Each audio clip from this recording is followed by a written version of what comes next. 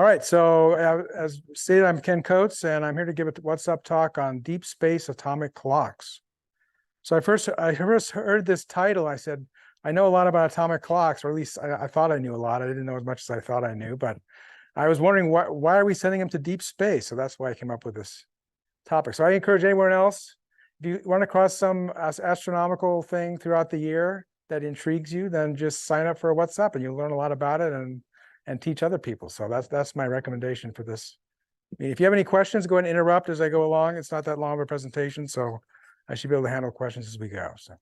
Oh, and by the way, the audience here, if you've got questions, let me get to you with this microphone before you ask, because otherwise nobody else will be able to hear you. Yeah. Okay, so first question is, these are the topics I'm going to cover, right? So what is an atomic clock and how does it work? And how is it used on and near Earth? And why are we sending them to deep space? And also, a little bit at the end, I'll talk about future clocks that are going to be even more accurate. So the first question is that was posed when I started looking into this is what exactly is a clock anyway?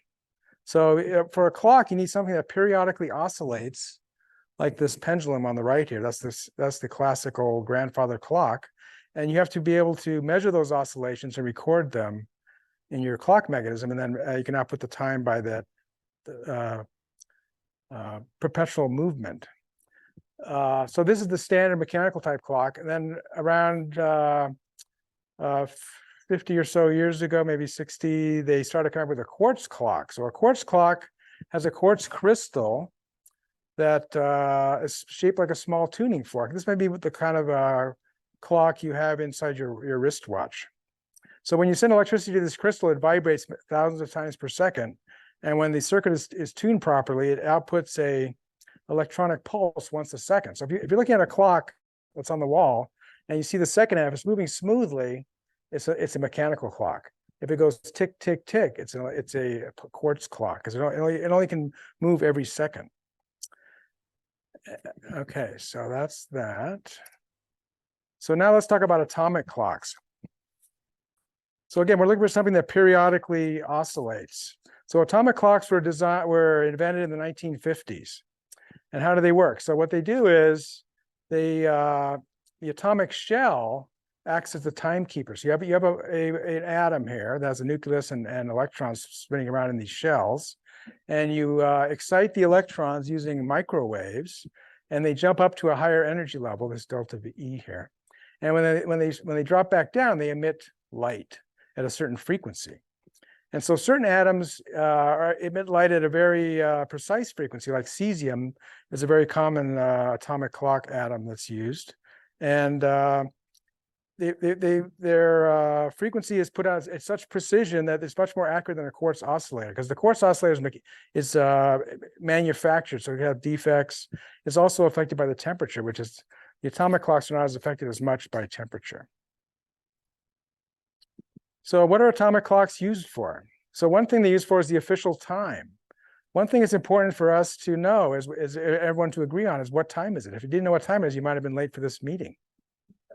So in the United States, the official time is it's a dual responsibility of the Secretary of Commerce through the National Institute of Standards and Technology, and also the Secretary of the Navy through the Naval Observatory. So you might wonder, why is the Naval Observatory involved? Well, being able to tell time when you're out at sea with no visible landmarks around is critical to determine your location. So in times past, it's very important to have an accurate clock where you're out at sea. So this leads to the second important use, which is navigation. So I'm sure you've all heard of GPS, and you probably use one in your phone to get here tonight if you didn't know how to get here. And so every GPS satellite has an atomic clock on board, so it can accurately send time along with the signals that it broadcasts to receivers that are used to determine your location.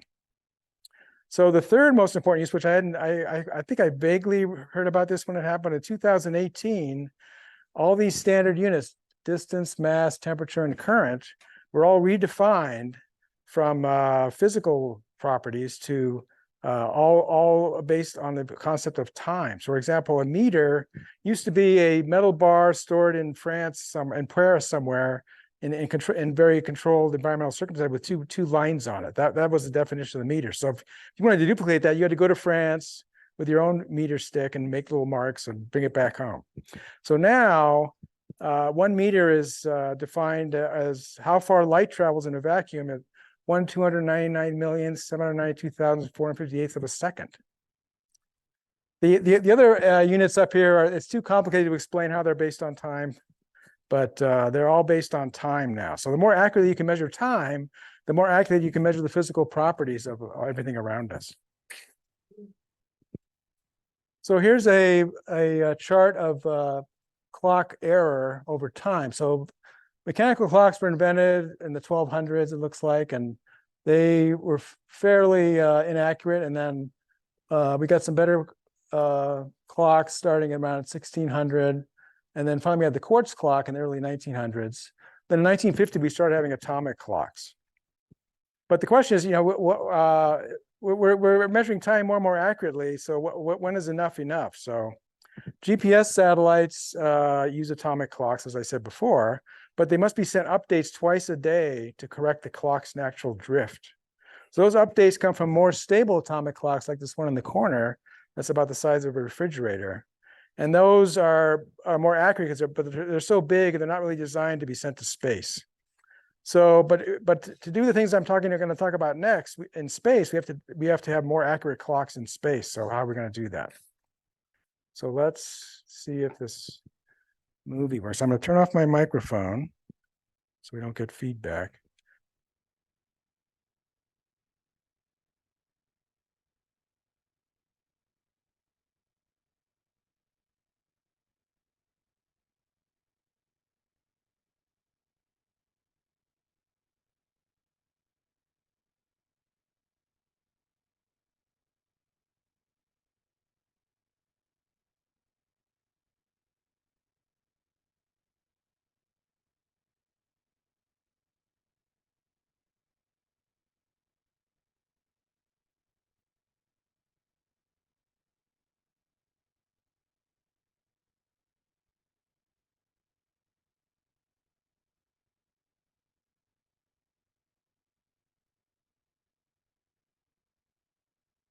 How do we navigate through space? Currently, spacecraft flying beyond Earth don't have a GPS to find their way through space. Navigators on Earth send a signal to the spacecraft, which receives it and sends it back. Extremely precise clocks on the ground, called atomic clocks, measure how long it takes the signal to make this two-way journey. The amount of time tells them how far away the spacecraft is and how fast it's going. The farther out in space the spacecraft is, the longer it takes to receive and send a signal. But what if humans are sent to another planet, like Mars? A two-way system that sends a signal from Earth to a spacecraft, back to Earth, and then to the spacecraft again, would take an average of 40 minutes. Imagine if the GPS on your phone took 40 minutes to calculate your position. You might miss your turn, or be several exits down the highway before it caught up with you. If humans travel to the red planet, it would be better if the system was one-way, allowing the explorers to immediately determine their current position, rather than waiting for that information to come back from Earth. NASA is testing new technology that would allow future explorers to do just that. The Deep Space Atomic Clock is the first demonstration of an atomic clock that can be used for navigation in deep space. It will allow a spacecraft to calculate its own trajectory instead of depending on Earth. If a spacecraft had one of these clocks on board, it could receive a signal from one of those big antennas on Earth and quickly measure its speed and position. The Deep Space Atomic Clock could one day let astronauts navigate safely and accurately to Mars and beyond. This technology demonstration is the first step in making one-way space navigation a reality.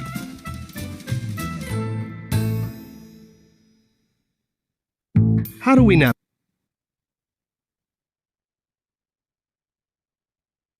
So that's the basis of the whole thing here. So by having a atomic clock on board, you can determine your own position just by getting one signal from the Earth. So the mission they talked about in that video started in 2019. It finished in 2021, and it's the most stable atomic clock ever flown in space. It uses mercury ions. I talked about cesium earlier. That's one of the atoms used on Earth. And it proved to be 10 times more accurate than, or 10 times more stable. In other words, the time drifts 10 times less than the clocks found on today's GPS satellites. So this is important, like I said before, so that you don't have to send correction times as often from the Earth. They were hoping for 50 times more stable, but the mission has been extended, so maybe they can increase the accuracy. All right, so what about future missions? So NASA is already working on a more accurate deep space atomic clock version 2, and that will likely be sent up on the next generation of GPS satellites. So GPS satellites don't last forever, they get replaced periodically. So when a new one gets up, hopefully it'll have these new atomic clocks in it. So instead of needing corrections twice a day, they might only need a correction once every few months. And the second application is orbiting the moon and Mars. So when we're on the moon and on Mars, like they talked about in the video, we need to know where we are too. So if we had a deep space atomic clock orbiting the moon and Mars, they could provide accurate time for spacecraft and astronauts instead of having to communicate with Earth. They could just communicate with the one atomic clock. Atomic clock could correct its drift from Earth. That'd be the only communication with Earth. All the other satellites, either at the moon or astronauts at the moon or Mars, would just talk to the atomic satellite. So this would allow them to navigate more accurately in their local area.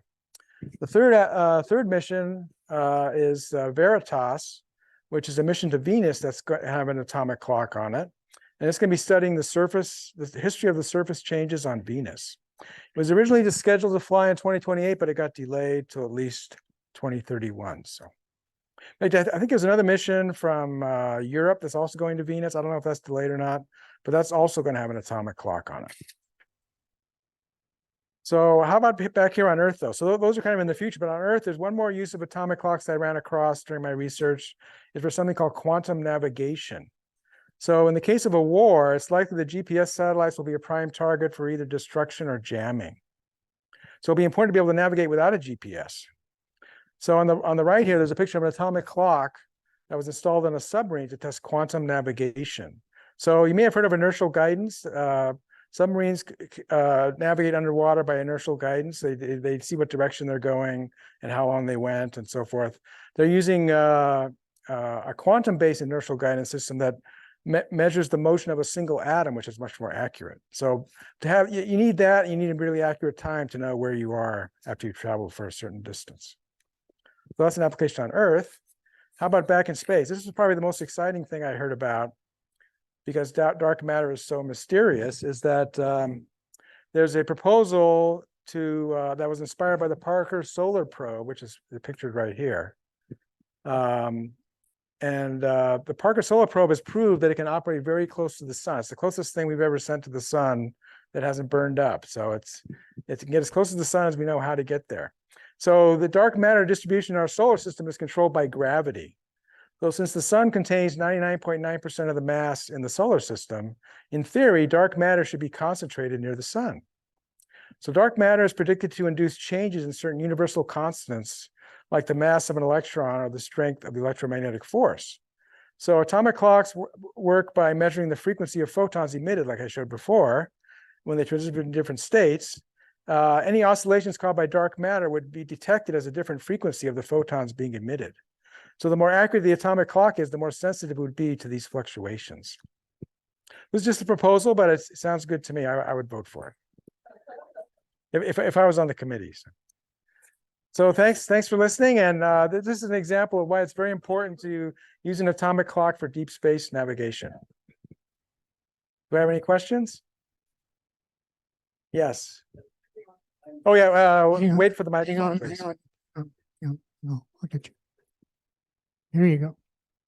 I am Jason. I just joined. Oh, welcome. Thanks. So those excuse me, those fluctuations you were talking about, Yes. does that include, maybe this is just me watching the movie Interstellar, but the time theoretically changes in space based on relativity and gravity. Yeah.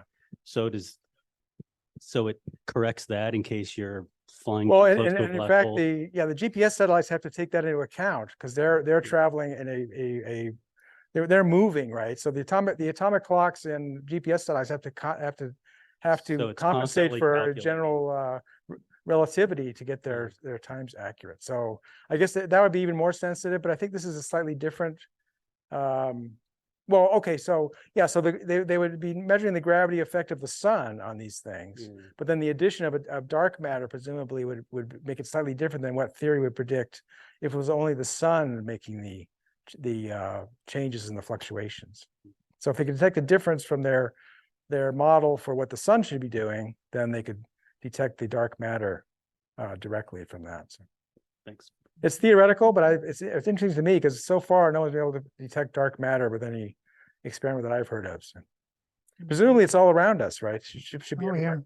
Yeah. We got another question. Yes. Quick question. I'm Donna, and I think most of you know who I am, but I just was wondering, the solar probe, how close to the sun is it? It's closer than Mercury. I don't know exactly how close, but every pass it goes, they get closer because they've already gotten a lot of data already. And this probe is more complicated because, let me go back to it, because it has to look over. This is the solar shield, right? So it's protecting the probe from the sun. It has to peek over the edge of it to look at the sun. This other experiment with an atomic clock wouldn't be looking at the sun. It'd just be close to the sun to have the effects of gravity and whatever dark matter is floating around. So presumably it could get even closer because it doesn't have to have any instruments peeking over the edge of the sun shields. Sure. Yeah, any other questions? The Parker probe is, I think, just past its 15th or 16th orbit. Yeah. Let's see, it's the fastest man-made object. When it gets close to the sun, it travels at about 400,000 miles an hour, which is, yeah, okay, yeah, that's right on top of it. Yeah, exactly. So, All right. no, Well, they'll let's probably see. keep going as long as they can keep the spacecraft going. They'll just keep getting closer, till it burns up. Probably, at least that's what I would do if it was my spacecraft. All right. Well, thanks a lot. And again, I encourage everyone in the club, pick a topic. There's an infinite number of topics out there. Pick a topic. Isn't that hard to go find out things if you're some subject you're interested in and give one of these talks. So that's my last word. Thank you. Tonight's talk is entitled The History and Science of James Lick and His Observatory. I'm pleased to introduce Dr. Paul Lynam. I can't get that word out, and I don't know why. I practiced it too. To our meeting tonight via Zoom. He's way up there on top of Lick Observatory, about 4,200 feet in the air. And so Dr. Lynam is an astronomer at Lick Observatory, a multi-campus research unit of the University of California, providing state-of-the-art research facilities. Opened in 1888 as part of the legacy of James Lick, the world's first high-altitude astronomical observatory overlooks San Francisco Bay from 4,200 feet, summit of Mount Hamilton east of San Jose. An amateur astronomer since childhood, Paul has traveled worldwide to work with forefront observatories. Educated in the UK, he has investigated the effect of meteoroids on space platforms, advising operators, for example, NASA, to modify on-orbit operations of the Space Shuttle and the Hubble Space Telescope. Simultaneously, I don't know how you do that, Paul, simultaneously, preparatory work for the Cassini lander to Titan in 2005 and the Rosetta Philae lander to Comet 67P Churyumov-Gerasimenko in 2014 was underway. Paul received a PhD in 2000 for research involving brightest clusters, galaxies, and cosmic flows. Subsequently, he worked at the Max Planck Institute in Germany, further exploring the large-scale structure of the universe. Later, Paul relocated to Chile, supporting operations of the world's most advanced ground-based observatory, the Very Large Telescope. These roles placed Paul in the room where it happened for landmark events. In other words, for instance, the first image of an exoplanet and observing the effects of the black hole at the heart of the Milky Way. In 2011, Paul joined Lick Observatory, a regular contributor to teaching and public outreach activity Paul's a member of the Institute of Physics and a fellow of the Royal Astronomical Society. And now please welcome Paul Lynam. How's the weather up there, Paul, by the way? Is it raining? It did rain earlier this afternoon, but we're now at about 80% humidity. There's a chance of fog as the atmosphere cools down, but it does appear to be clearing right now. So we have hopeful astronomers on the mountain. Well, thank you for the invitation.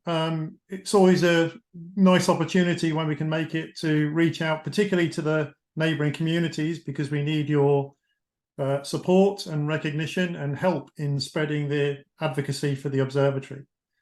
This quote is a quote from somebody who helped to build the observatory, Thomas Fraser, and I'll tell you more about him throughout the talk. But after a lifetime almost of working in astronomy, sometimes you get to this point. Well, I'm going to move forward a little bit through my notes, and you know where we are in California.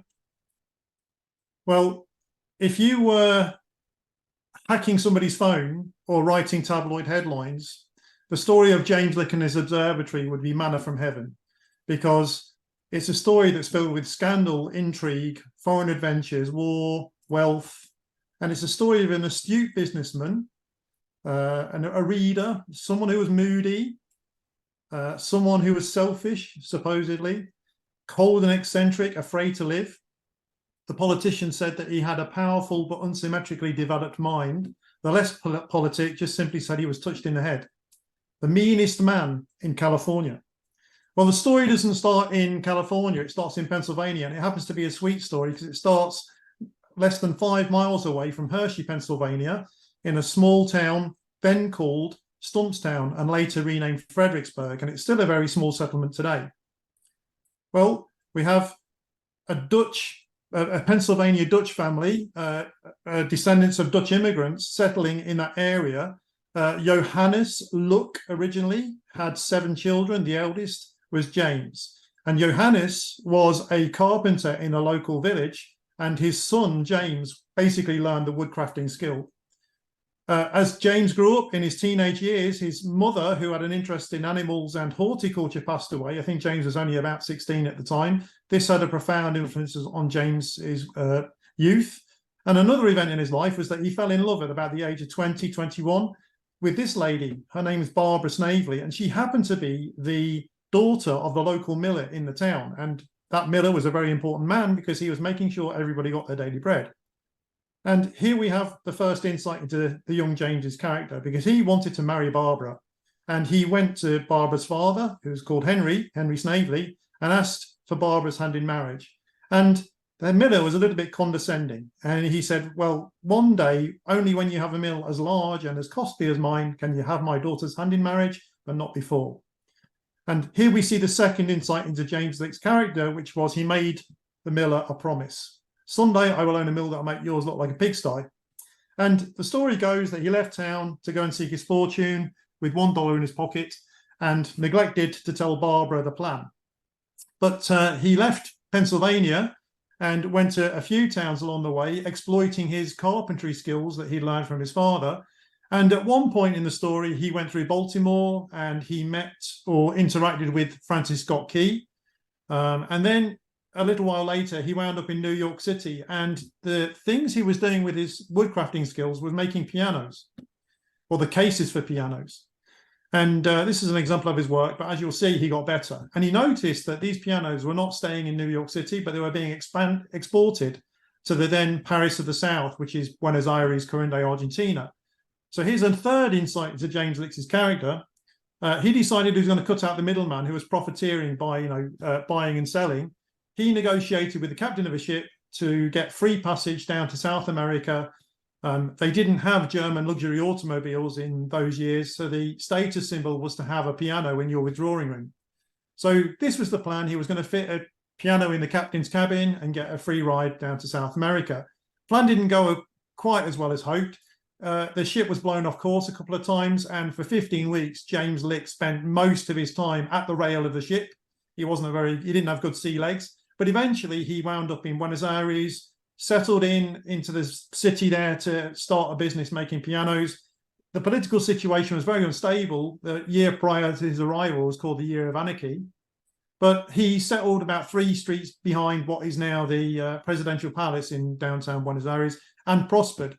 So much so that he decided at the age of 29 to place his business in the hands of a trusted colleague and embark upon the grand tour of Europe and retrace some of his ancestors and so on. So he boarded a ship for Falmouth in England, and the first place he visited was Royal Kew Gardens in London. And this structure James witnessed, or a precursor of it, is called the Palm House. And with his inherited interest in horticulture from his mother, James never forgot his visit to Kew Gardens. And he then set across the English Channel and visited the Palace of Versailles just outside Paris, and was captivated by the craftsmanship that was deployed in Louis XIV Palace. He also visited the Low Countries, so the Netherlands and so on, because his heritage was Pennsylvania Dutch. Now, in these times, people would spend or set aside months or even years of their life to do the Grand Tour. Travel was very uncertain, conditions were cramped, disease was rife. It was very much like flying economy class today. But James, for some reason, only spent a few weeks in Europe before about turning and heading back to South America. Well, he was becoming quite an experienced passenger on board a ship at this time. So the idea was to retrace his steps. But just off the coast of North Africa, or near the Spanish Canary Islands, the ship hit a storm. A man was washed overboard.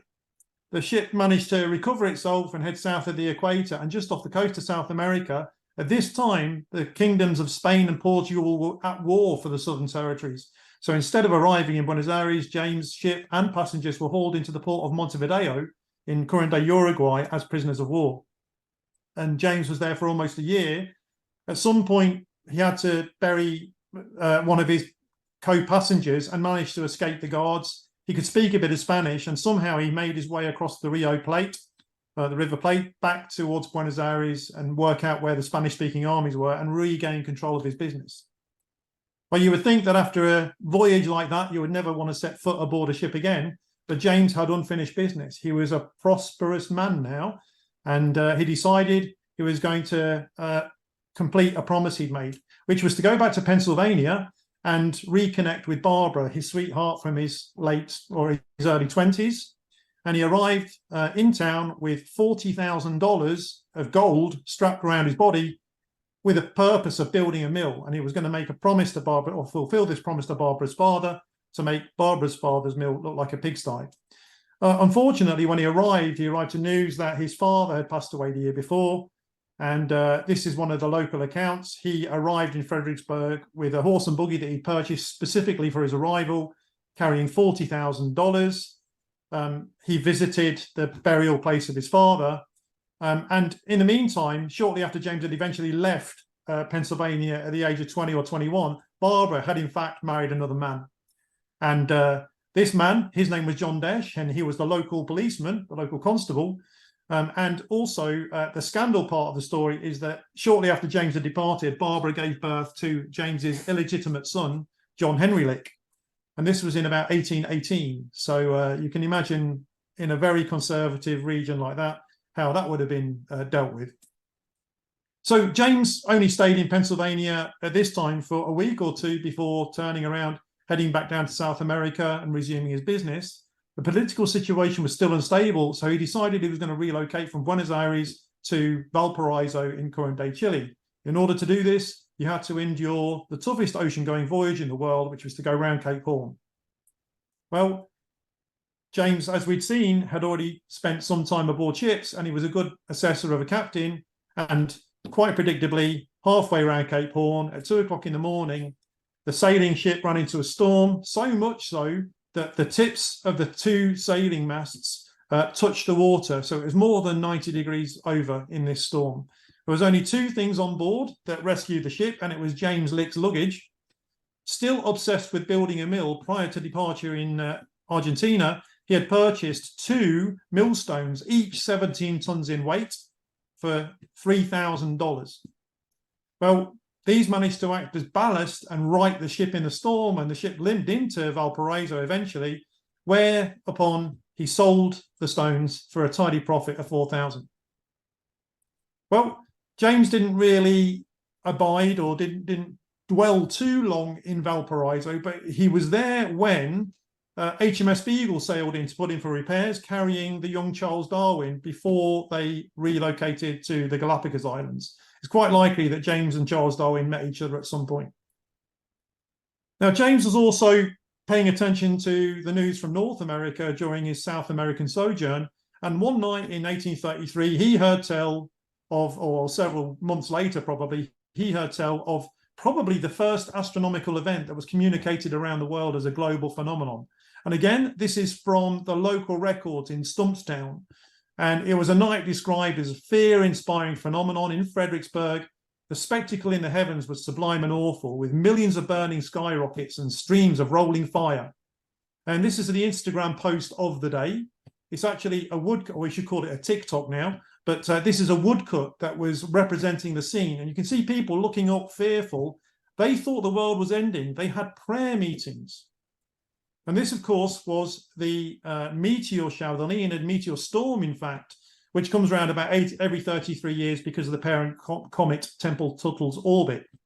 Well, James Lick almost certainly didn't witness this from South America, but he certainly heard tell of it. Because like I say, this is one of the first global media events, probably just of a similar scale to the communication about the Krakatoa explosion. Well, James was still had a business mind, so he didn't stay very long in Chile. He moved on to Lima, Peru.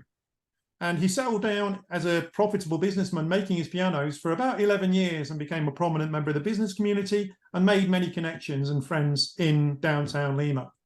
While there, he would have heard tell of another major astronomical event at the time, which was a great comet of 1843. Almost certainly, James didn't witness this himself, but he certainly heard tell of it, because the communications and astronomy and the world of amateur astronomy was being developed and being communicated. Well, James was not only watching astronomical news, but he was watching political news, and the United States and Mexico were at war, and he could see on the horizon the Treaty of Guadalupe Hidalgo and the cessation of states like California from Mexico to the United States at the conclusion of that war. So in late 1847, he decided to liquidate the value of his piano making business and board a ship and take everything he had back to the United States, to a small fishing village on the coast called Yerba Buena. And James was 51 years of age when he did this. So he boarded a ship called the Lady Adams, which sailed into through the Golden Gate in the early weeks of 1848. And at the customs house in Yerba Buena, he disclosed or declared the workbench and tools for making the pianos, which still exist today. The half the value of his liquidated business, because he was in a rush to leave South America, so he sold his business cheaply, that equated to $30,000 of Peruvian gold doubloons. And finally, the third item was 600 pounds of chocolate acquired from a friend back in Lima, Peru. He went into Yerba Buena, which had a population of about 800 people, found the only, or a solid structure, which was an adobe house, and buried his treasure, put his workbench over the top, and that could have been the end of the story. Good night, thank you very much. But something happened within 2 weeks of these events that changed California, the world, and astronomy forever. Gold was discovered at Sutter's Mill in Coloma. The only man in what was to become San Francisco with cash to cash flow your operations, or if you wanted to sell your property and go digging in the hills for gold, was James Lick, because he had these $30,000 of gold. So James mined the miners. He was very happy to buy your lot from you at a knockdown price because you were in a rush to go prospecting, and he was very happy to sell your lot back to you at 1/10 of the lot at 10 times the price when you'd chosen the wrong hill in gold country.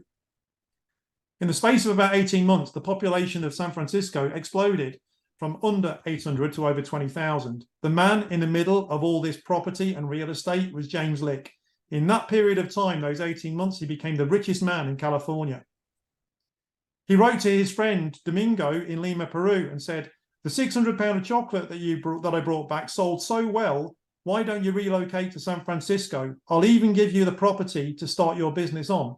And that's how Ghirardelli arrived in San Francisco at the invitation, the recommendation and the financing of James Lick. Here's our hero. He's probably in his early to middle 50s at this time. The beard was out of fashion even then. A very austere character with very quirky habits. When you're the richest man in California, what do? Well, the first thing the 53-year-old James Lick did was build a mansion. Still stands today. And in this mansion of 24 rooms, none of them were occupied apart from one which had a simple chair and table. There was no beds. Most of the rooms were filled with drying fruit from the orchards, vineyards, lands and estates that he'd acquired. James was a pioneer. He imported foreign exotic species of fruit tree, including the native earth they grew in, to try and plant and see if he could get a business out of it. So he was a pioneer in that sense. It was almost like Dracula bringing in the native earth in the wooden crates to deploy on his orchards and vineyards and lands and estates. Well, he also wrote to Pennsylvania with the intention of having his illegitimate son, John Henry, come out to eventually inherit the business, the property and the land business. But James very quickly realized that although John Henry is clearly a chip off the old block here, he was lazy, profligate, wasteful, and the two fell out. And James Lick sent John Henry back to Pennsylvania eventually and tried to disinherit him from the will. James himself didn't sleep in a bed. He didn't even sleep in the house. He slept in a shed on the corner of the property, and he slept on a door suspended between two barrels of nails for his piano cases, or in fact a packing crate for his piano case itself. And then he borrowed $200,000 at the age of 59 to build a mill finally. And this mill is on the left-hand side of this picture here. And in this mill, the walls were lined with mahogany. There were crystal chandeliers hanging from the ceiling, and the machinery was made of brass and gold. Finally, James had a mill to make Barbara's father's look like a pigsty. And James had these pictures taken and dispatched to Pennsylvania to prove a point and fulfill a promise, knowing full well that Barbara's father was most likely dead at this time as well. He also designed the rat-proof grain store on the right-hand side there, that round building, still stands partially in downtown San Jose today. At the time you and I would be considering retirement, James Lick walks into a bank in San Francisco and borrows $400,000 and proceeds to build the finest hotel this side of the Mississippi. It was called the Lick House Hotel, and he paid it all back within 4 years. But in this hotel, it was like the centerpiece on the corner of 4th and Montgomery Street, or Montgomery and Market Street in downtown San Francisco, occupied a whole city block. These are the frontispieces of it. Unfortunately, it was lost to the 1906 earthquake and fire. But inside, in his 64th and 65th year, the craftsman was down on his hands and knees with the workmen, laying the parquet flooring and doing the picture frames, inspired by the Palace of Versailles that he visited just outside Paris years before. And this place was the centerpiece of the San Francisco elites. And this was the equivalent of an evening soiree in a 400-seat dining room. As I said, unfortunately lost to an earthquake and fire, and eventually succeeded by the storied Palace Hotel. Well, James Lick was moving in various circles, attending lectures like tonight.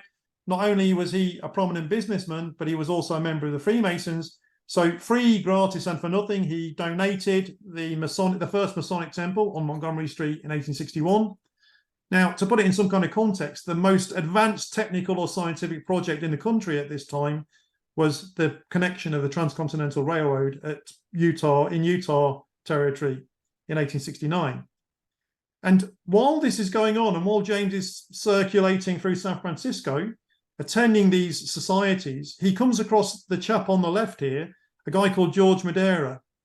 Now, George Madeira was a traveling itinerant astronomer who had a small portable telescope, and he would go around Gold Country particularly, giving evening lectures about astronomy. And he's responsible for the founding of the first astronomical observatory in the state of California, which is out in Volcano in the Sierra foothills. James attends one of Madeira's lectures, and James is suddenly, or maybe not so suddenly, captivated by the things George is describing about astronomy. He invites George back to his homestead, and the two stay up for days and nights talking and using George's portable telescope. At some point in that visit, Madeira says to James, "If I had your wealth, I would build a telescope on the top of a mountain. Now, this was a sea change in astronomy, because as we heard in the previous talk, the most important job of astronomers was keepers of time. Up until this time, most observatories were sited within sight of a harbour, so the ships could set their marine chronometers and then go reliably navigating around the world. The possession of a reliable timepiece was the equivalent of a nuclear weapon at this time, and it was, how the British Empire was built, because you could keep a reliable time and use and determine your longitude at sea. So the idea of having an observatory at a remote location above a lot of the atmosphere and the pollutions and the smogs and the lights was relatively novel or certainly novel in a practical sense at this time. But this was just echoing something that Isaac Newton had written down in the mid-1660s. But it took up until this time for the practical idea of siting an observatory deliberately for better quality data at a remote, relatively dry site to come to the fore.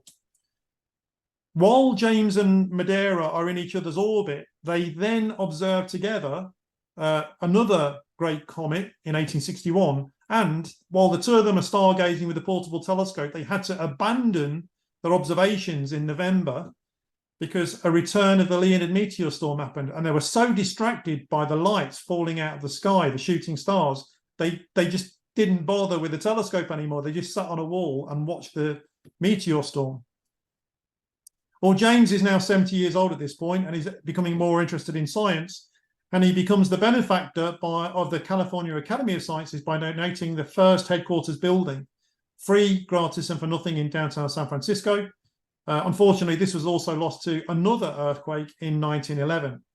And the president of the Academy at that time was a guy called George Davidson, who was a marine surveyor and part-time astronomer, became quite important in James's board of advisors and friends. James was also a member of the Society of California Pioneers, and it still exists today. I think the qualification is your ancestor must have arrived in California sometime before a particular date in 1848. And James became the life president. And again, he gave the Pioneer Society their first headquarters building in downtown San Francisco. And just for good measure, he gave them the second one as well. He was the life president, but he was a bit of reclusive. He didn't really take active part in it. He designated those duties to a friend of his. Well, James, although he was the richest man in California, he kind of was a bit reclusive, and he had some very weird behaviors. I told you about his sleeping arrangements and his accommodations.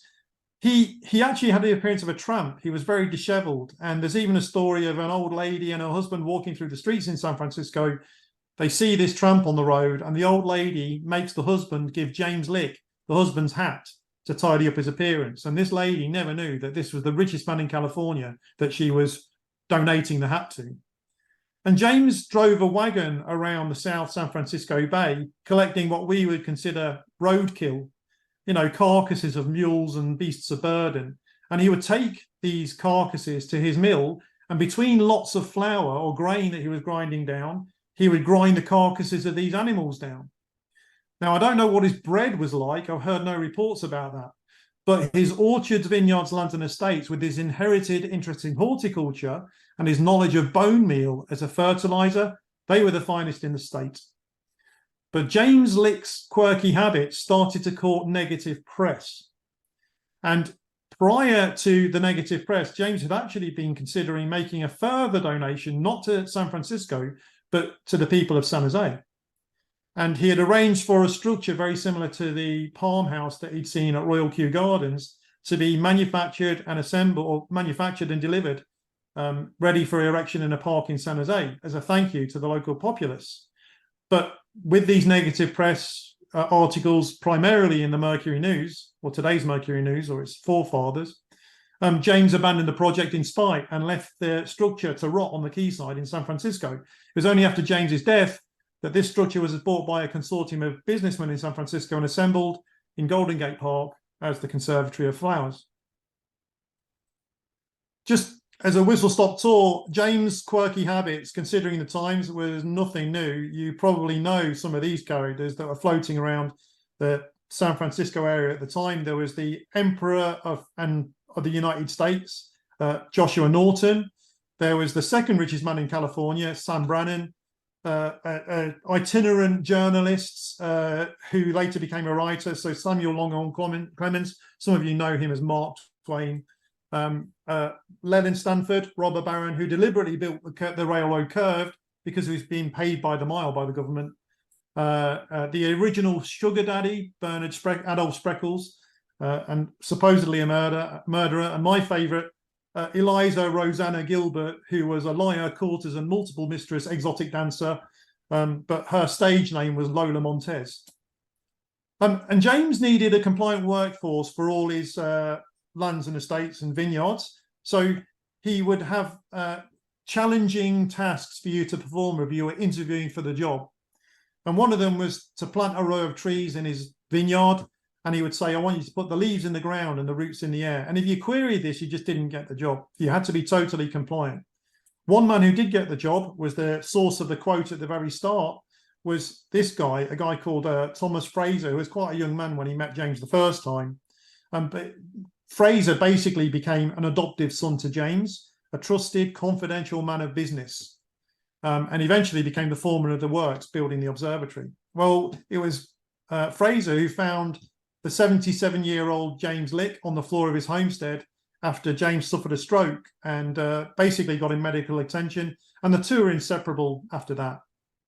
Because of this stroke, the infirm James then had to consider the disposal of his wealth and what he was going to do. As I told you, he'd kind of disinherited his illegitimate son.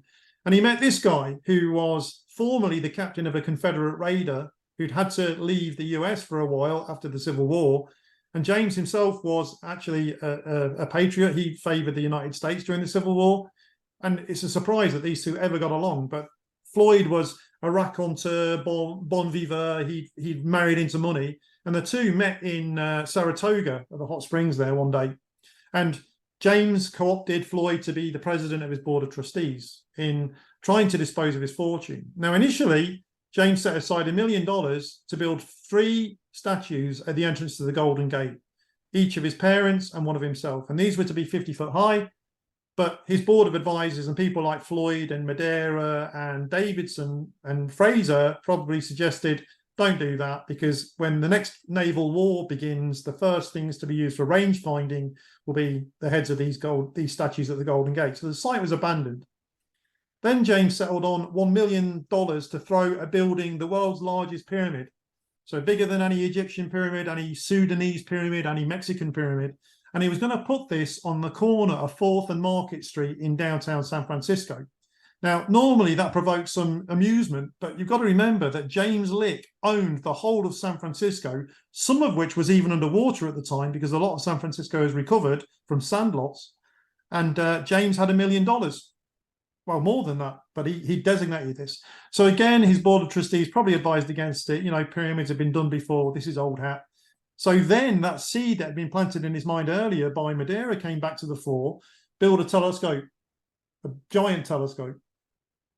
And initially, James demanded that it would also be on this lot that he'd assigned on the corner of 4th and Market, just like every observatory up until this point, right?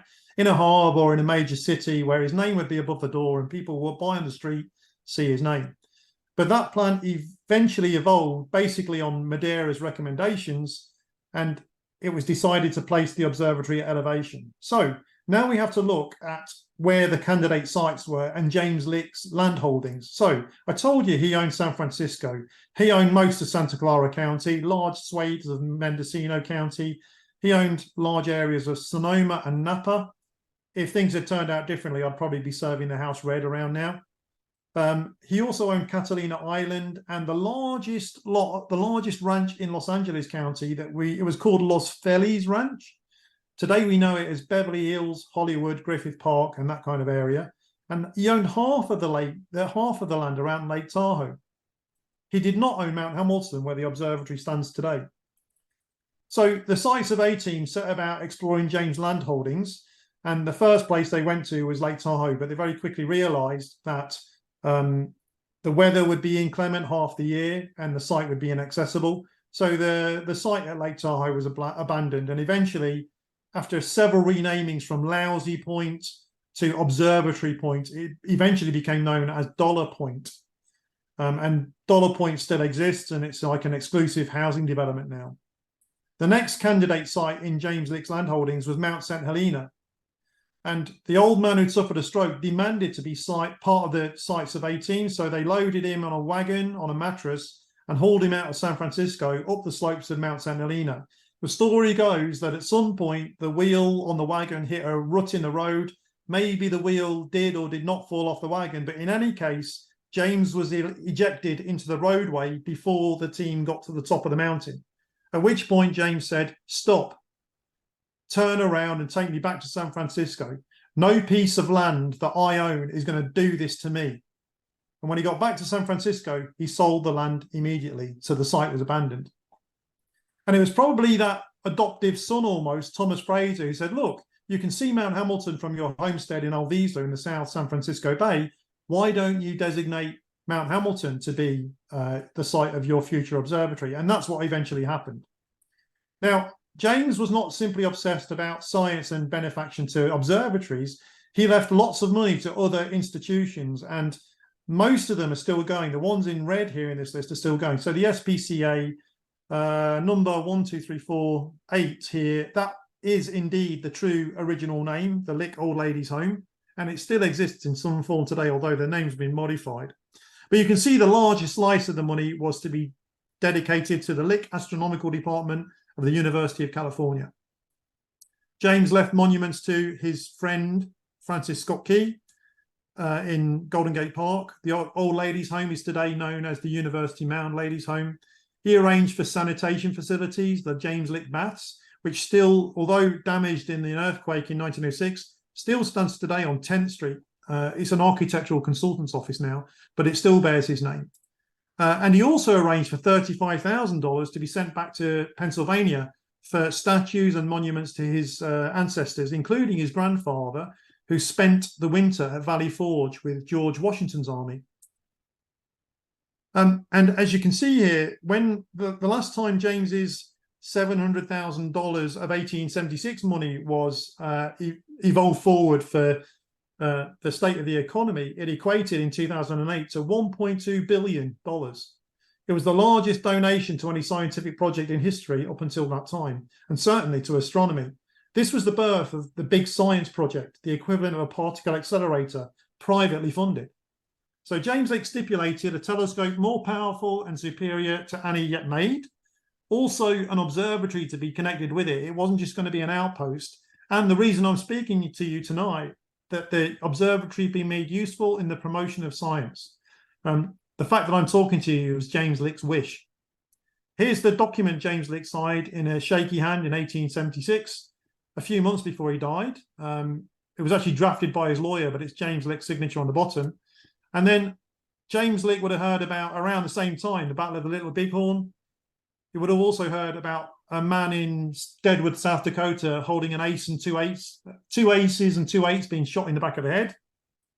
And then he passed away in October, not a single family member present in the room in his hotel. And this is 1876, and there was a great exhibition in Philadelphia in 1876, and that was the time when ketchup was first debuted, popcorn was first debuted, and Alexander Graham Bell showed off his telephone, and the British were worried. And this was an engineer writing back to Britain about his attendance at the Philadelphia exhibition, saying something's happening in America. If we, the British, are to be judged by comparison with the Americans in 1876, it would be to confirm that the British are losing our former leadership and it is passing to the Americans. So America at this time is starting to dominate science and technology. And James also stipulated a road be built to the summit of Mount Hamilton to accommodate his observatory. And that's how the road was built, with brute force and ignorance and lots of actually imported Chinese labor, the same people who built the railroad largely. And if you ever get a chance to visit us, you will know that there's a curve on the road for every day of the year, and they all have various stories and names. When we go up and down the mountain road ourselves, we carry radios, and whenever we find an incident on the road, we report them by the name of the turn on the road. But in all California, there's no more mountain road than this. It has its own stories. The original prototype for the Maddox Murderer was last seen on the mountain. This is his arrest poster. If you ever see him around, please let us know, because he's still not been apprehended. And occasionally the stagecoach to the summit of Mount Hamilton would be held up and the ladies would be relieved of their jewelry. Well, the idea of building the observatory on top of a hill obviously was difficult. And the Board of Trustees, just before James Lick passed away, approached him and said, would you mind, although you want the observatory to be your mausoleum, would you mind, to help the logistics, being cremated? And this was James Lick's very forthright response. No, sir, I intend to rot like a gentleman. I will not be cremated. Now, about this time when the project money is actually being spent, there's a lot of things happening. And the United States, again, is coming to dominance in scientific exploration. For example, the USS Jeannette set sail from San Francisco in 1879. Meanwhile, the contract is signed with the preeminent lens crafters of the time and telescope builders, Alvan Clark and Sons, to build the most powerful telescope the world had ever seen. And similarly, just a few years later, after the loss of the USS Jeannette, the steam whaler Proteus set sail partly to go looking for them. And this was the Lady Franklin Bay expedition of the US Army. It's better known as the Greeley expedition. And it carried an astronomer on board by the name of Edward Israel, who was lost during that expedition. And again, just to give you a sense of the times, while all these scientific projects are being embarked on, it's still the Wild West. So Billy the Kid gets shot. Meanwhile, they're deploying the equivalent of $1.2 billion of cash on top of a mountain in the Diablo Range of Santa Clara County. And they start with this structure, which is the first observatory dome on the mountain. It's now the home of the Nickel telescope, but inside that dome, they fitted a 12-inch telescope from Alvan Clark and Sons, actually bought secondhand. It was previously owned by an astronomer in New York called Henry Draper. He was a medical doctor who passed away, but his widow wanted to preserve and prolong his memory, and she financed the Harvard College Observatory photographic project, and it became known as the Glass Universe. And we had his telescope. Again, there's the gunfight at the OK Corral while they're taking the first scientific results at Lick Observatory. So this is in 1882, transit of Venus. This is the first complete set of photographs, and it was very important at the time for how we measured distances and relative proportions of inside the solar system. And this is a more modern rendition from a few years ago, and you probably know that they occur about 8 years apart in about once every 135 years. I'm sorry if you missed the last one, don't hold your breath.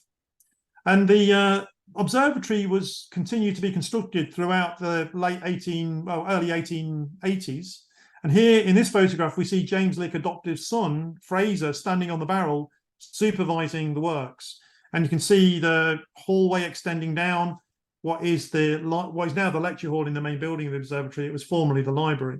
And they got to that doorway at the rightmost side of the photograph there, and then had to stop because that was the entrance to the enclosure to house the largest telescope of the observatory for the time.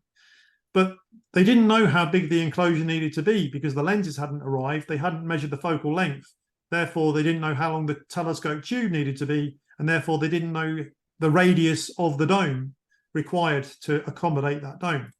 But eventually, the lenses did arrive in 1886. They measured the focal length roughly in the hallway, put them into a giant safe. These were the most expensive pieces of glass the world had ever seen at the time. And they proceeded to build the concluding dome of the observatory, knowing the approximate length of the telescope tube. Well, a formality needed to be completed, which was James Lick had died in 1876 and was buried in the Masonic Cemetery in San Francisco. But he wanted to lie permanently at the observatory. So they had to exhume his body and drape it in the stars and stripes and process with 200 people, including the mayor of San Francisco and the mayor of San Jose, up the Mount Hamilton Road, before reinterring his body in the base of the telescope that was to bear his name. And at that time, maybe it's still the case, there was a law which said that if you are going to exhume a body, you must open the casket and identify that the occupant remains the same person who was known by his colleagues in life. And you actually had a procedure to sign a certificate and throw the certificate into the casket before resealing it. And here we see Thomas Fraser again looking directly at the camera. standing with Captain Floyd, the president of the Board of Trust. And when the gentlemen of the press asked Fraser and Floyd about this macabre procedure, they just said James had kept his promise, which was to rot like a gentleman. And as far as I know, James lies there to this very day underneath the telescope that bears his name. In the final winter of 1887 and 1876, 1887 to 1888, they completed the enclosure and threw up 99 tons of ironwork and steel to accommodate the telescope and protect it. And this is what Paris looked like when the telescope was ready for first light. You know, the Eiffel Tower was not even complete, and Jack the Ripper was stalking the streets of Whitechapel in London. Meanwhile, the finest scientific instrument the world had ever seen was ready for first light in Santa Clara County. It was the night of the 3rd of January, 1888. It was a freezing storm, so cold, certainly sub-zero. They could not rotate the dome. They had to wait for the Earth to turn under the stars before they could see Aldebaran through the dome shutter or the dome slit. And they had a view that was absolutely terrible. So there was a gentleman there that night who took a gamble, and to $1.2 billion of equipment, he sent for the observatory hacksaw and cut 6 inches off the end of the telescope tube. The weather closed in, and they had no idea what this modification, last minute modification of the telescope was going to do any good. They had to wait for 4 days or three nights, or 3 days and 4 nights, until the 7th of January, when they pointed finally the telescope at Saturn, and they had a view that was, beyond doubt, the greatest telescopic spectacle ever beheld by man. It turned out that Swayze, with his hacksaw, had gambled correctly. When they'd measured the focal length of the lenses in the hallway after arrival, they'd overestimated it. And by cutting that 6 inches off the end of the tube, they brought it back closer to focus. So the telescope tube is like 57 feet, 6 inches, something like that. Thank you, Mr. Swayze. Well, that night and that report, a discovery was made by one of the staff astronomers, James Keeler. They discovered a new gap in the rings of Saturn. Keeler was not only one of America's first trained astrophysicists, he was also an outstanding artist. And you can see this hand drawing of from that night, his showing Saturn. And we can see the familiar Cassini division, but further out towards the edge of the rings, you can see James Keeler rendering this new gap in the rings of Saturn that was discovered less than 4 nights after the telescope was ready. And naturally, you would expect this to be called the Keeler division, but that's not the case, because Keeler so revered his previous astronomers that he had it nominated the NK division after Johannes NK of the shortest period comet. So today it's known as the NK gap. And it was only after the Voyager spacecraft went by Saturn in the 80s or the 70s that the Voyager team decided to do the same thing, and Voyager discovered a new gap in the rings of Saturn, and they honoured James Keeler by nominating the newly discovered one the Keeler gap. So a modern HST image will show both the Cassini division and the Keeler gap. Oh, the NK gap, sorry. The first light was in January of 1888, and then they went through a period of shaking down the observatory to get it fully functional. And then in the middle of the year, this is what Paris looked like. And this is the point at which the observatory is handed over fully functioning to the University of California. And it's been property of the University of California ever since. It was never a private observatory. And this telescope, some of you may have seen it, but it's almost cathedral-like, a cinematic experience walking in. It inspires awe, and it's got an elevating floor, one of the first elevators in the world, and you can see here James' tomb illuminated underneath. It really is a spectacular, they call it steampunk engineering, but I just call it engineering. Still going strong after 130 plus years. And it renders beautiful images like this. This was taken only last year by one of our observatory photographers, Laurie Hatch, an absolutely spectacular scene, really spellbinding. And not only was the Saturn, the gap in the rings of Saturn, a discovery, but it's contributed to basically every astronomical topic since it was introduced. Perhaps the most famous one was 4 years later. Edward Emerson Barnard actually fight the director of the observatory at that time to get access to the 36-inch telescope.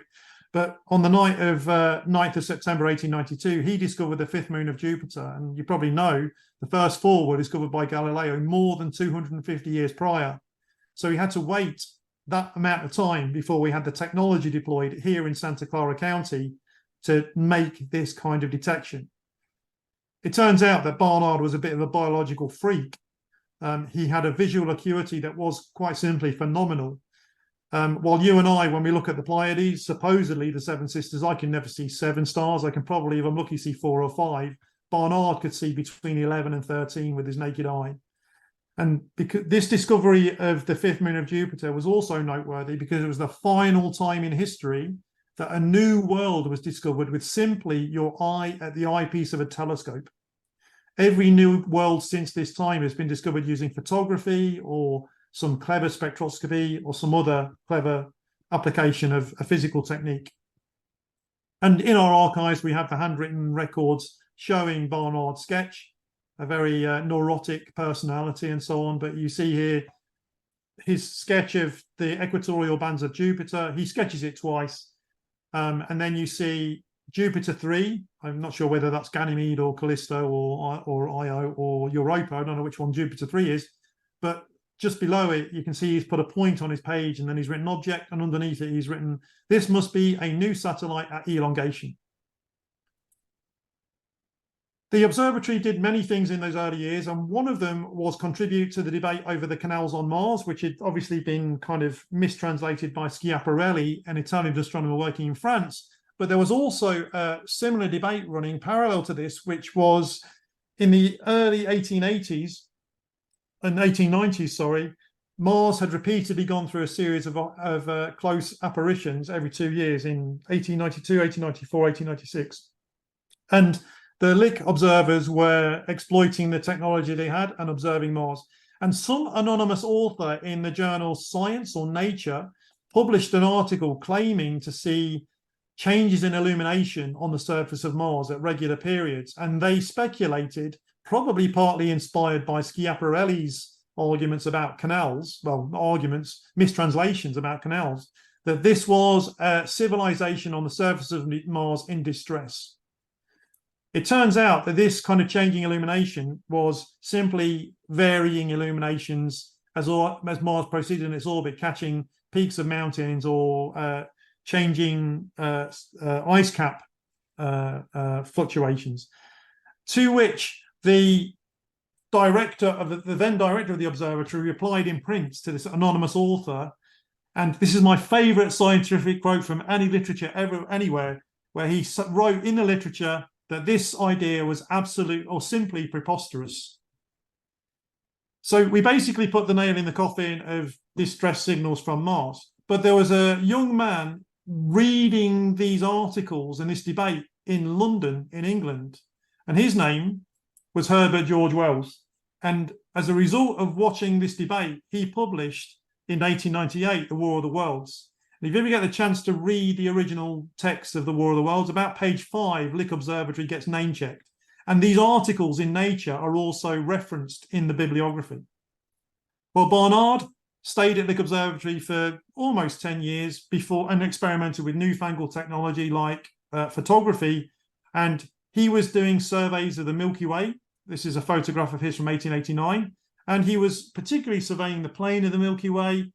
And eventually, he kind of got disillusioned, maybe, with the treatment that was being meted out to him by the director of the observatory. So, in disgust, partly, he left to go to the next great observatory, which was Yerkes in Wisconsin, which was went into operation about 1897, some 9-10 years after Lick saw first light.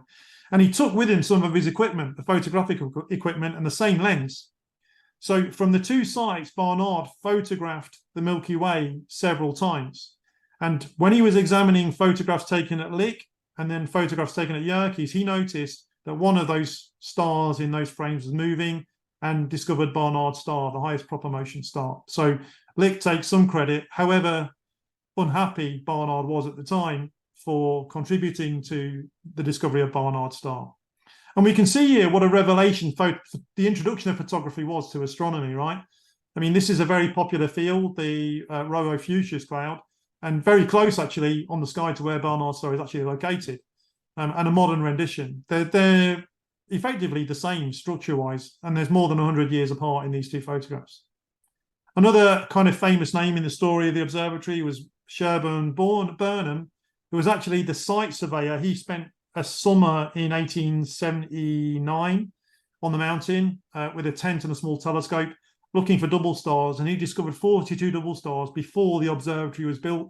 That's testament to the quality of the site. And he was recruited as one of the early astronomers in the early years.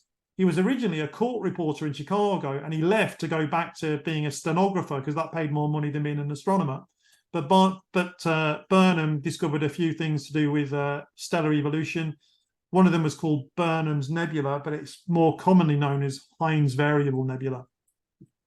It's kind of similar to the stuff that was being pioneered by George Herbig in the 1940s and 50s and 60s here, taking photographs of these cometary knots and, well, not cometary knots, but knots of material and potential star formation regions. Another thing Lick did was contribute to the discovery of white dwarf stars. It turns out white dwarfs were predicted before they were ever discovered. They were theoretical objects. The second white dwarf ever discovered was Procyon b, taken by this guy, John Shaberley, and this is the original publication. Joe Moore was another one of the astronomers using the telescope. He produced this photograph, which when I was growing up was in all the picture books. This was the definitive photograph of the moon prior to the Apollo program. And it's a spectacular photograph showing all the relief features in great detail. It turns out that this was a darkroom trick. It was two photographs of the moon taken at first quarter and last quarter and then combined in the darkroom to get the relief. But again, it was a beautiful technique and a wonderful result that put Lick on the map for sure. And I hope you're starting to get the message that Lick has basically contributed to every astronomical topic, and I don't have time to go through all of them, but I'm going to try and walk you through the decades since that time. In fact, shortly after, within 10 years of the observatory being inaugurated with a lens-type telescope, a refractor telescope, a reflecting telescope came on the market from an amateur astronomer in London. This is a telescope that had won the gold medal of the Royal Astronomical Society, and it had proven for the first time that you could take a photograph of an object in the sky fainter than the eye could see. And it went through a very circuitous route, but eventually it ended up on Mount Hamilton in 1895 and was deployed by an astronomer called Keeler and later Heber Curtis. And this arrived, including the dome, kind of as a donation from the donor, an English businessman by the name of Edward Crosley. But Keeler was experimenting with photography. As well as being an artist, he became an engineer to restructure the telescope through the years and experiment in the 1800s with photography. And you can see things like the spiral nebulae of Lord Rosse compared with an 1899 photograph today, or an 1899 photograph and again today. You can see the stepwise change and the reliability. And what Keeler was doing was he was examining these features. Here's one of his photographs before 1900. And he noticed that when he took a photograph, he would examine the background, and he noticed that there was more and more and more and more of these spiral structures emerging. And he would reposition the telescope and take another deeper integration. And he also noticed that these structures were anti-coincident with the plane of the Milky Way. Barnard was surveying the Milky Way, and Keeler noticed that these objects were not coincident with the Milky Way. They were avoiding the Milky Way. And here we are in the late 1800s or early 1900s now. Keeler is realizing that these spiral structures are not part of the Milky Way. They are cosmological in origin. They are beyond the Milky Way. And we had then to wait. Unfortunately, Keeler passed away in his middle 40s.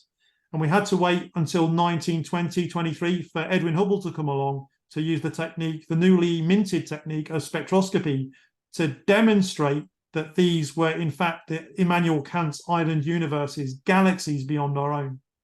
Now, Keeler was succeeded in his efforts by a guy called Heber Curtis. And Curtis went along to the debate in Washington. It's called the Great Debate in 1920, where he argued that these spiral structures had to be island universes beyond our own. And Shapley of the Harvard College Observatory and formerly of Mount Wilson had argued that these couldn't be so because the distance in the universe would be unimaginable. And it turned out Keeler and Curtis were right. Curtis is also noteworthy, not just for the Shapley-Curtis debate, but he was the first person to write about Einstein's relativity in the English-speaking world.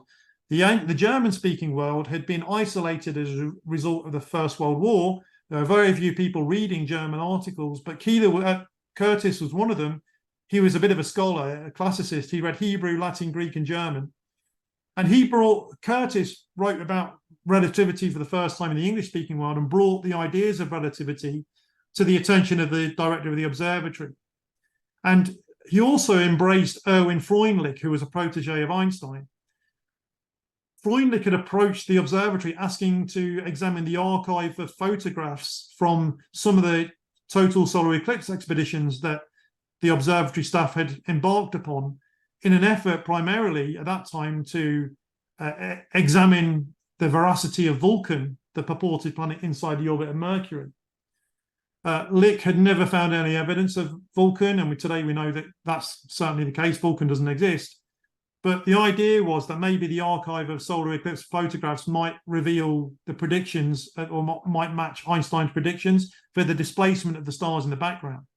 It turned out that the archive we had was not suitable, but the director and Curtis continued to embark on solar eclipse expeditions around the world. And in 1919, Sir Arthur Eddington in London made an announcement at the Royal Astronomical Society to say that he'd confirmed Einstein's predictions. But the whole of the world waited for the opinion of Lick Observatory. And it was only in 1923 that Campbell confirmed it in writing with a separate plate taken from, I think it's Goldendale in California somewhere in the previous year. And in our archive, we have a signed letter from Albert Einstein. I don't know if any of you read German, but it basically says, thank you very much for proving these exciting results. And it's actually typed Die Sekretärin, which is the secretary to Einstein, but that's Einstein's signature on the bottom. And here, just to reflect the power of the director of the observatory, standing in line, literally rubbing shoulders with Einstein, we have Professor Campbell. He's on the right-hand side as we look of Einstein. And there's another motley crew in this picture, including Milton Humason, Edwin Hubble, Albert Michelson, and the guy in the picture frame is George Ellery Hale. Well, the observatory went from strength to strength and acquired new equipment, including a telescope down in the southern hemisphere in Santiago de Chile. And we were responsible for detecting the first spectrum of what's today called an AGN, a catch-all term, active galactic nucleus, or otherwise called a quasar, or a subset called a quasar. We got this spectrum in 1908. It was the first one we'd ever detected, or the astronomical world had ever detected, that something special was going on. We were deploying this novel technique of spectroscopy. We also had the first detection of something called DIBs, or diffuse interstellar bands, which are still an active research topic today, very mysterious hydrocarbons floating around in space. We still don't really know the nature of the hydrocarbons. The first evidence of dark matter on galactic scales was isolated by Babcock in 1938. People will have you believe that it was Vera Rubin in the 1970s. It's not true. Babcock published this flattened galaxy rotation curve in 1938. He didn't really comment on it, but we got it first. We've had students go through, people like Fred Whipple, who coined the term dirty snowball for comets. And we've had things like facilities deployed here in the 1940s, maybe the Carnegie Endowment saw to it to deposit a double astrograph. Basically, this was a Northern Hemisphere Sky Survey telescope, two lens-type telescopes mounted on the same mount with two different glass plates installed, one yellow sensitive, one blue sensitive. And then you resurvey the sky again 10 years later and you detect change of color, change of position. And with that, you're able to use stars as test particles in the gravity of the Milky Way galaxy. And you find that the Milky Way is not two fried eggs put back to back. It's actually got a warp. It's got a giant potato chip shape to it. And it's got a bar in the center as well. And that result came out. If you take the stars away and you just look at the background distribution of galaxies, before I get there, this telescope also contributed to the navigation of the Voyager probes on the grand tour of the solar system. But if you take the stars away and you're left with the background distribution of galaxies, two guys, Shane and Vertanen, spent 15 years of their careers, bent over 1.5 million photographic plates counting galaxies, and they came up with this in 1947. which is the cosmic foam structure, the large-scale structure of the universe. The first time it was seen. Today, it matches all our high-power computer cosmological simulations, voids, filaments, walls, and so on. First isolated in data from 1947.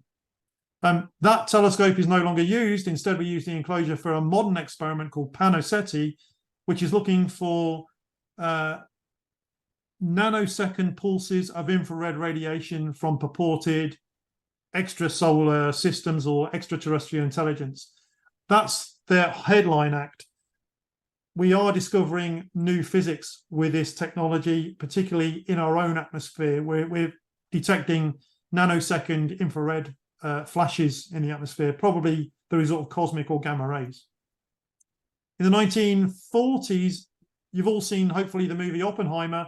One guy that doesn't get name checked was Oppenheimer's head of staff on the Manhattan Project, who was present at the Trinity site to watch the explosion of the gadget. His name was Charles Donald Shane, and at the conclusion of his participation in the Manhattan Project at the end of the Second World War, he had the plum assignment to become the director of Lick Observatory. He went down to Palomar Mountain and purchased, surplus to requirements, a 3-meter diameter disc of Pyrex and built a telescope that now bears his name. When it opened in 1959, the Shane telescope was the second largest in the world after Palomar.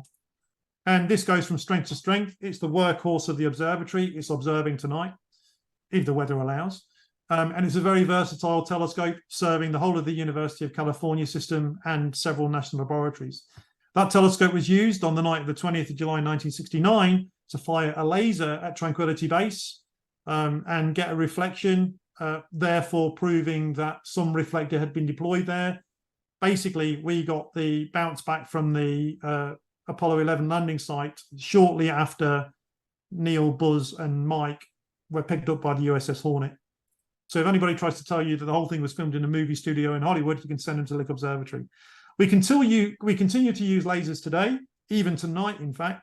And this is one of the things that Lick actually pioneered for astronomy, the technologies of adaptive optics and laser-guided adaptive optics to improve the quality of the images that we see on the in space. And we also have deployed new telescopes of similar structures to relieve the pressure. We have 9 enclosures around the mountain and 10 telescopes, because one's on wheels that we wheel out of one of the enclosures. Robotic telescopes for monitoring supernova, diagnosing the explosion, identifying the radioactive decays to work out whether they're supernova type 1As, type 1Bs, or type 2As. And we use those then to measure the rate of expansion on the universe. Some of our data contributed to those papers in 1998, the accelerating expansion of the universe that won the Nobel Prize. Moving on into the 1970s through the 1980s and 90s, one of our former directors, Sandy Faber, was a pioneer multiple times in astronomy. I don't have to describe all her contributions, but one of them that resonates with me is the first galaxy scaling relation, where you can observe a galaxy, observe something about the galaxy independent of its size, and that will tell you about its size. And because of that, Sandy received the highest civilian honor from President Obama in 2013. We're measuring the size of black holes in distant galaxies. We're measuring and identifying the jets and unusual behavior in galaxies like M87. It was actually a Lick Observatory astronomer, Curtis again, who first noticed the jet in M87. And you all know that that was the first target of the Event Horizon Telescope a few years ago, to get the shadow of a black hole. And one of the other cottage industries we have is the detection of exoplanets. And the Kepler space satellite, or the technology for it, was tested at Lick Observatory.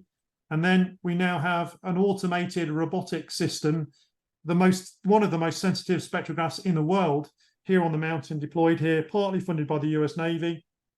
Some $12 million now, that's surveying every near and bright star for exoplanet systems. And the discovery of exoplanets is now a routine occurrence, which is amazing to me, because when I grew up, we had 9 planets, and then we did something unusual with Pluto. I was not at the vote that day. And now we know, in the space of our lifetimes, the existence of planets is ubiquitous in our galaxy and other galaxies as well. Billions upon hundreds of billions upon hundreds of billions of planets. We also deploy new technology. For example, possibly the next generation detectors beyond our CCDs are something called microwave kinetic induction detectors, which have great advantages and one big disadvantage. The advantages are that they're zero read noise and instantaneous read.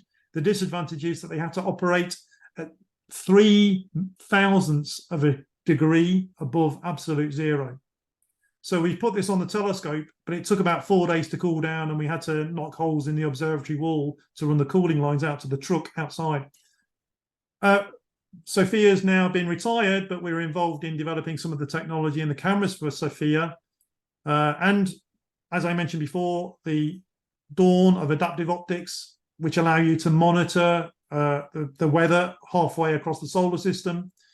And this adaptive optic technology and lasers is now deployed basically at every major observatory ground-based around the world. And, you know, it's not just single lasers anymore.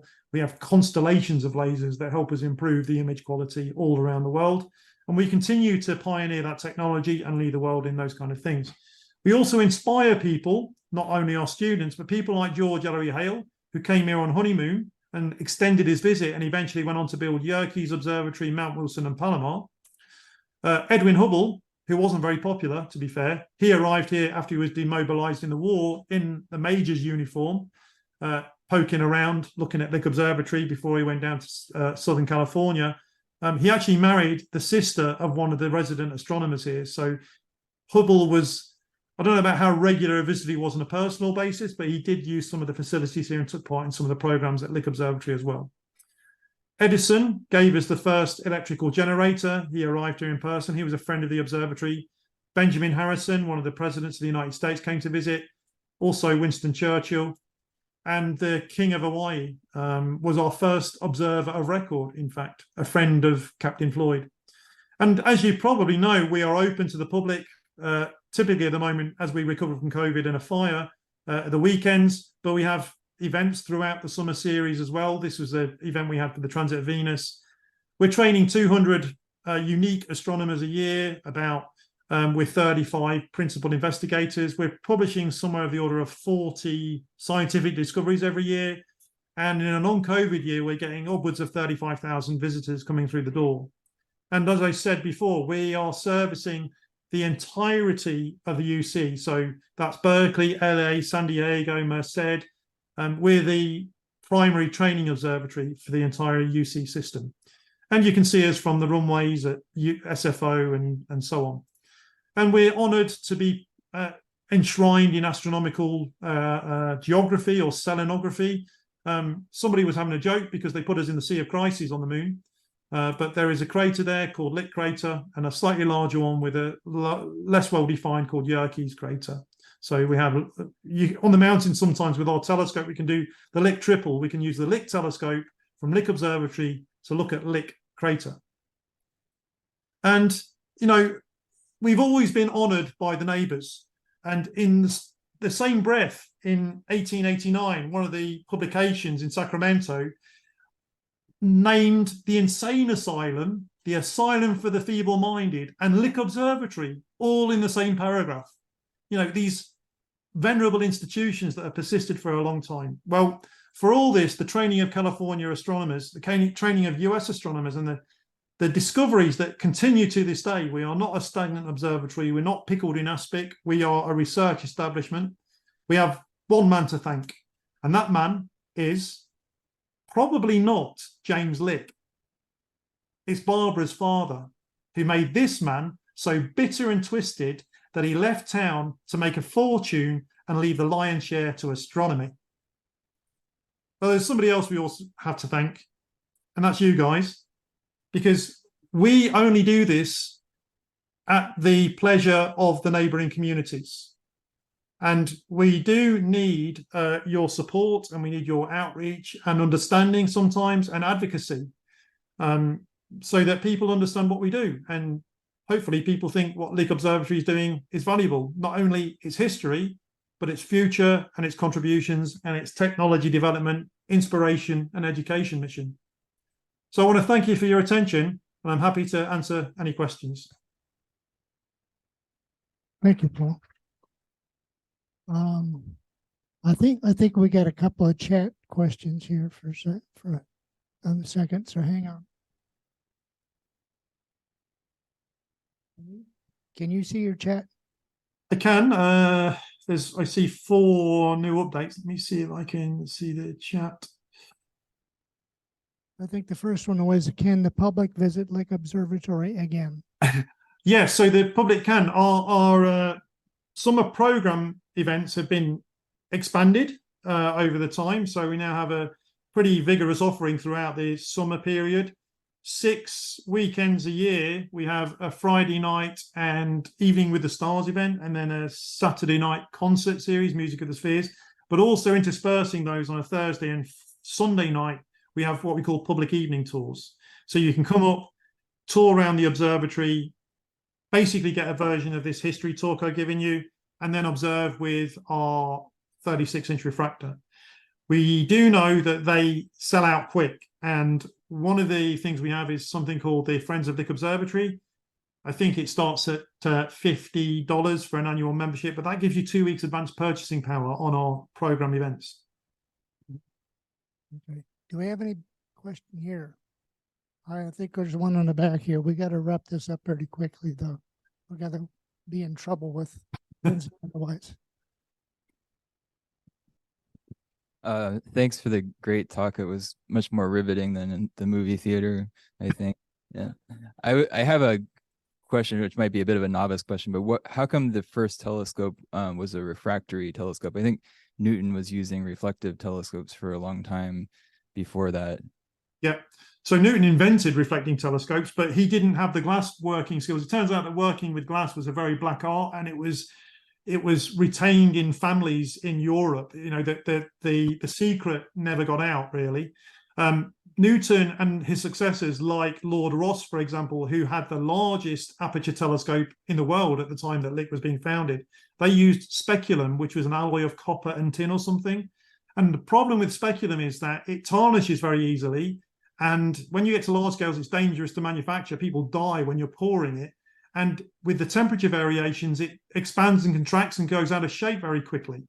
So the people who were building the observatory, they did consider reflecting telescopes, but we were just at that pivot point in technology.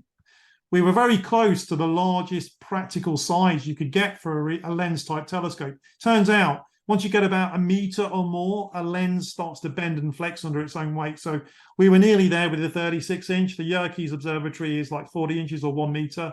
I think there was a 49-inch lens made in Paris for an exhibition, never deployed in a telescope. And then there is a solar telescope with a modern solar telescope with a lens of about a 1 meter across. And then you have the large-scale structure telescope camera, the LSST camera. That's the largest lens in the world right now, going down to the Rubin Observatory in Chile.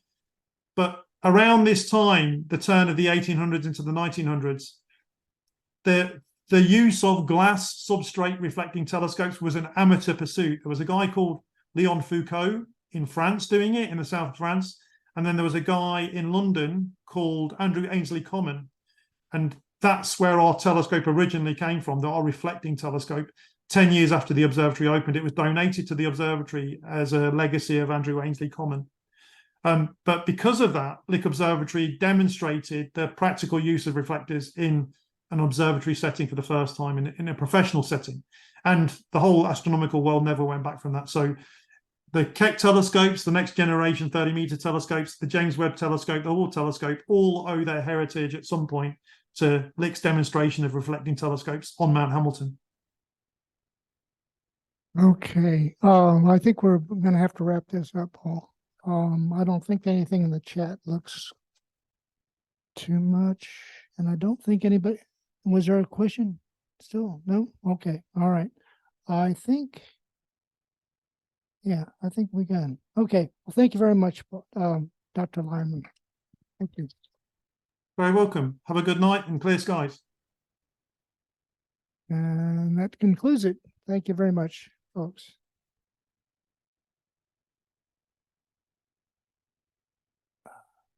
Now, where in the heck did that go? Why does it do that? Yeah. I think that's just changes thing.